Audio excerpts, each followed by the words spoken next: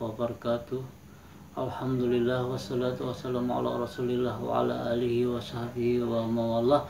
Wala haula wala quwata illa billahi, amma ba'du. Pertama-tama mari kita panjatkan puji syukur kehadirat Allah Subhanahu wa taala yang mana pada pagi Jumat yang penuh barakah ini kita dapat bertemu kembali dalam suasana bahagia dan kita dapat melaksanakan kembali aktivitas kita, yaitu pembelajaran online. Untuk itu jangan lupa semangat belajar terus kita tingkatkan walaupun pandemi masih berlangsung. Jaga jarak, cuci tangan, dan jangan lupa berikhtiar kepada Allah untuk selalu menjaga kesehatan kita. Pada pagi hari ini kita mengawali pembelajaran kita. Sebenarnya minggu kemarin, tapi karena kendala maka saya tidak bisa menyampaikan materi. Namun alhamdulillah pada pagi hari ini kita dapat kembali bertemu dalam pembelajaran pada bab yang ke-7 di semester 2 ini, yaitu materi kita adalah Rasul-Rasul itu adalah kekasih Allah, atau di dalam buku yang lain menghayati nilai keimanan kepada para Rasul Allah. Nah, berarti kita berbicara dalam hal ini adalah iman kepada Rasul-Rasul Allah. Ada sebuah pertanyaan, ada berapa nabi-nabi jumlahnya atau para rasul di jumlahnya? Maka jawabnya adalah banyak. Tapi ketika pertanyaan ada berapa jumlah nabi dan rasul yang wajib kita ketahui, maka jawabnya adalah yang seperti di sini. Ada 25 nabi dan rasul yang wajib kita yakini, yang wajib kita ketahui. Sedangkan jumlah nabi itu jumlahnya adalah 124.000 nabi. Sedangkan rasul adalah 315 rasul.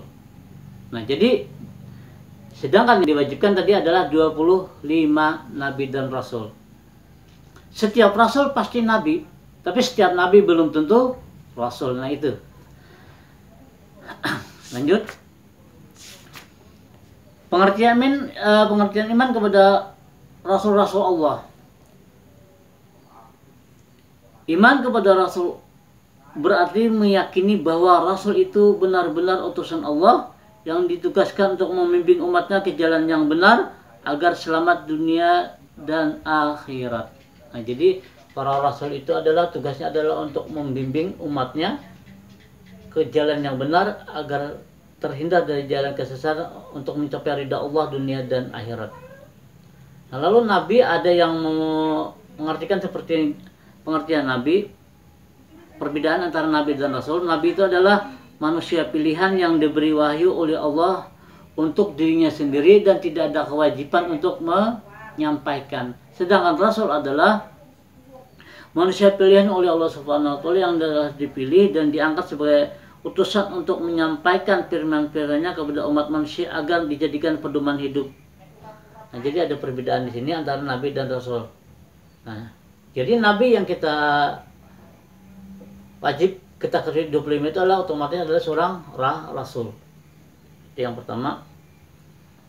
Yang kedua, sifat rasul-rasul Allah itu. Jadi sudah kita ketahui pengertian, kemudian sifat-sifatnya. Apa saja sifat-sifat wajib bagi rasul itu? Pertama adalah rasul bersifat as-sidiq. Yang kedua al-amanah, yang ketiga tabligh, dan yang keempat adalah fatanah. Itu adalah sifat wajib. Sidiq artinya adalah rasul itu selalu mempunyai sifat yang benar. Yang kedua, amanah, yaitu rasul selalu dapat dipercaya.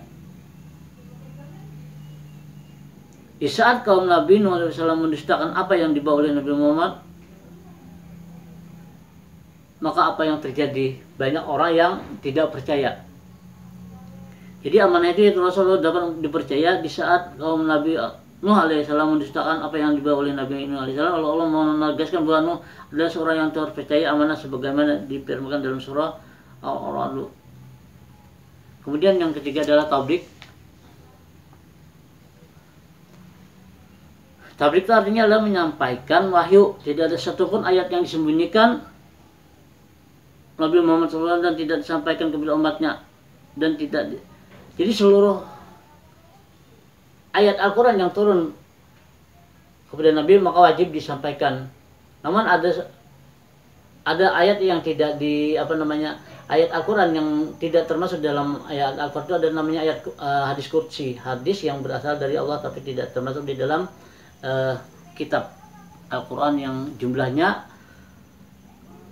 30 juz, 114 surah dan 6.666 ayat. Itu adalah semuanya disampaikan oleh Rasulullah, tidak ada yang disembunyikan.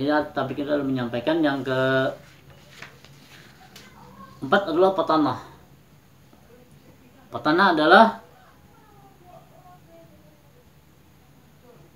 adalah kecerdasan yang tinggi ketika terjadi perselisihan antara kelompok kabilah di Mekah. Setiap kelompok memaksakan kandang untuk melakukan Hajar Aswad. Nah, disinilah kecerdasan Rasulullah sebagai seorang nabi ini diuji kecerdasan nabi itu. Akhirnya beliau bisa melaksanakan dengan kecerdasan besar dan masyarakat bisa berjalan dengan damai ketika peletakan batu Hajar Aswad, ketika perbaikan Baitullah. Kemudian yang sifat yang selanjutnya adalah sifat mustahil. Ya, artinya mustahil bagi Rasul, seorang Rasul itu bersifat al-kadzib. Artinya Rasul itu mustahil bersifat dusta. Jadi lawan daripada sifat wajib itu adalah mustahil. Kemudian khianat, itu Rasul itu mustahil seorang Rasul itu khianat. Kemudian al-baladah, mustahil seorang Rasul itu bodoh. Dan yang kitmin, mustahil seorang Rasul itu menyembunyikan kebenaran. Nah, inilah sifat. Kemudian tugas para Rasul itu adalah pertama menyampaikan Rasulullah dari Allah, mengajak kepada tauhid, memberikan kabar gembira kepada mukmin dan menunjukkan jalan yang lurus, dan memberikan dan mensucikan dan mensucikan jiwa manusia, serta mengajarkan kepada mereka kitab dan hikmah yang karena adalah sebagai hujah bagi umat manusia. Itulah tugas daripada Rasul. Sedangkan yang keempat adalah hikmah beriman kepada Rasulullah itu adalah antaranya adalah makin sempurna imannya, terdorong untuk menjadikan dalam hidupnya, terdorong untuk melakukan perilaku yang baik, memiliki sifat teladan dan hidupnya. Nah, jadi kita wajib beriman, namun ajaran-ajaran yang wajib kita jalankan perintahnya adalah ajaran yang disampaikan oleh Rasulullah SAW.